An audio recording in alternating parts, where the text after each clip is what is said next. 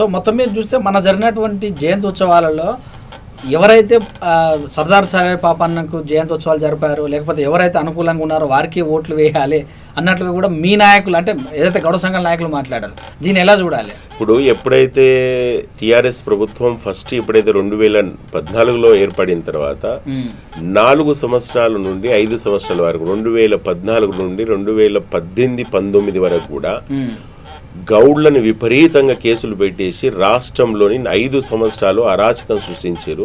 Excise వాళ్ళు ప్రతి ఒక్క గౌడు మీద, ప్రతి కల్లు డిపో మీద కూడా విపరీతమైన దాడులు చేసి కేసులు పెట్టిన సందర్భాలు ఉన్నాయి.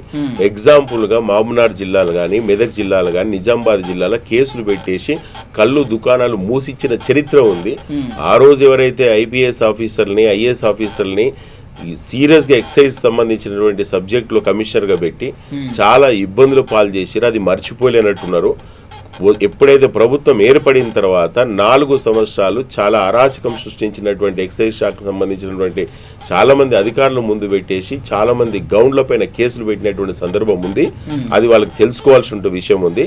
వాళ్ళు మొన్న ఏదైతే వాళ్ళు సభ పెట్టింది కూడా ఏంటంటే అక్కడ ఉన్నటువంటి మంత్రి శ్రీనివాస్ గౌడ్ గారు, ఎందుకంటే వారికి తప్పని పరిస్థితులు చేయాలి సార్ మనము, లేకపోతే గౌండ్ల యొక్క చైతన్యం ఇలా ఉంటుంది, ఇబ్బంది అవుతుంది, మనం చేసుకోవాలనేటువంటి ఆయన పర్సనల్ రిక్వెస్ట్ మీద జరిగింది తప్ప కేసీఆర్ గారికి చిత్తశుద్ధి లేదు.